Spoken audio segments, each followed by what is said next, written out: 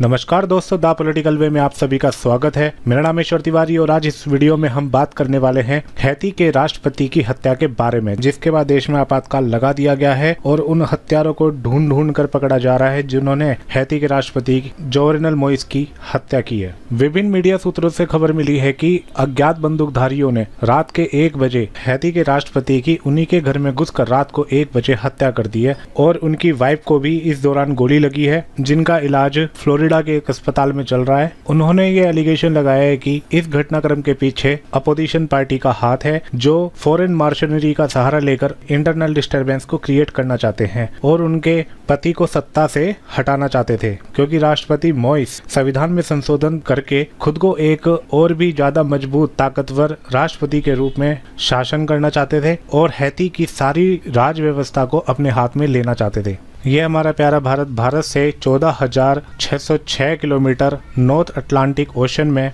Cuba के पास स्थित है, पोर्ट ऑफ द प्रिंस। उससे पहले मैं बता दूं कि अगर आपने हमारे चैनल को लाइक और सब्सक्राइब नहीं किया है तो आप हमारे चैनल को लाइक और सब्सक्राइब जरूर करें और लेटेस्ट वीडियो के नोटिफिकेशन के लिए सब्सक्राइब के बगल में दिए बेल आइकन को जरूर प्रेस करें, जिससे अपकमिंग वीडियोस के नोटिफिकेशन आपको सबसे पहले मिलते रहें। सबसे पहले हम बात करें हैती की, तो न्यूयॉर्क टाइम्स में छपी इस रिपोर्ट से पता चलता है कि राष्ट्रपति मोरिस की हत्या करने वाले जो व्यक्ति थे उनका कहीं ना कहीं US based US drug enforcement administrator का उसके पीछे बहुत बड़ा हाथ है, जो हैती में पॉलिटिकल डिस्टरबेंस को क्रिएट करना चाहते हैं। लेकिन यूएस ने इस इंसिडेंट में अपने डिपार्टमेंट की इन्वॉल्वमेंट से साफ इनकार कर दिया है और इस बात का भी खंडन कर दिया है कि उसके डिपार्टमेंट का कोई व्यक्ति इस इंसिडेंट में इन्वॉल्व है। जाहिर है जितने भी इसमें सस्पेक्ट अब तक पकड़े गए हैं या मारे जा चुके हैं वो यूएस हिटेरियन सिटीजन है। अगर हैती की बात करें तो ये जो देश है वो फ्रेंच, ब्रिटिश और अमेरिका की कॉलोनी रह चुका है। यहाँ पे पहले भी जो तानाशाह रहे हैं उनकी हत्या हो चुकी है और इस देश में अनएम्प्लॉयमेंट, पॉवर्टी, करप्शन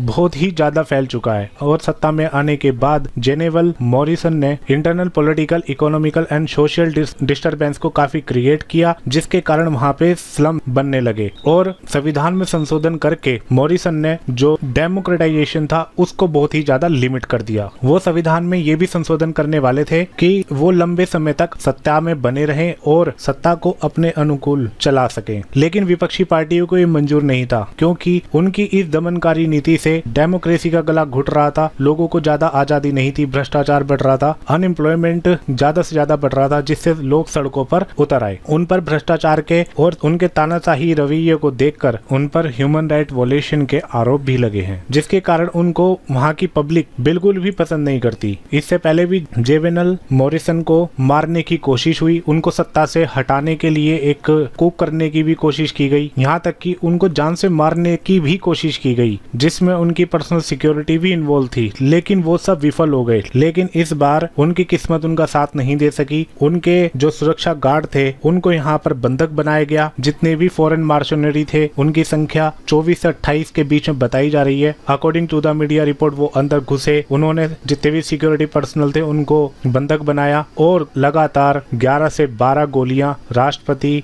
मॉरिसन के शरीर में उतार दी। यहाँ पर उनकी wife first lady Martin Morrison को भी गोली लगी, जिनका इलाज फ्लोरिडा में चल रहा है। उन्होंने अपने स्टेटमेंट में अपोजिशन पर इसका इल्जाम लगाया है, क्योंकि अपोजिशन उनके पति को सत्ता से हटाने की कोशिश कर रहा था, क्योंकि वो संविधान में एक संशोधन लाने वाले थे, जिसके बाद हैती की सारी पावर उनके पति के हाथ में, प्रेसिडेंट जोवेनल मॉरिसन के हाथों में आ जाती। अब ये एक जांच का विषय बना हुआ है कि इसके पीछे कौन था और कौन नहीं था, लेकिन हैती की पुलिस ने यहाँ पर बहुत से फॉरेन मार्शनरी को पकड़ा है, अरेस्ट किया है, जो प्रोफेशनली ऐसे किलिंग को देने के लिए ट्रेंड थे। उनके पास से बहुत ज्यादा वेपन प्राप्त हुए हैं, आप देख सकते हैं अपनी स्क्रीन पर उनकी फोटो है, जिनके पास से एक्स्ट्राऑर्डिनरी ऑटोमेटिक राइफल्स बरामद हुई है और मोबाइल, हैमर। आप देख सकते हैं अपनी स्क्रीन पर कि कौन कौन से हथियार फॉरेन मार्शनरी से मिले हैं। अब ये इन सबको डिटेन किया गया है और पुलिस आगे की की पूछताछ कर रही है। लेकिन यहाँ पे चौंका देने वाली खबर यह है कि इस हत्या के पीछे जितने भी फॉरेन मर्सनरी का नाम सामने आ रहा है वो कहीं ना कहीं यूएस ड्रग एनफोर्समेंट एडमिनिस्ट्रेशन से संबंध रखते हैं, जिसका खुलासा उनके कपड़ों पर लगे यूईडी के लोगों से हुआ है। और हैती के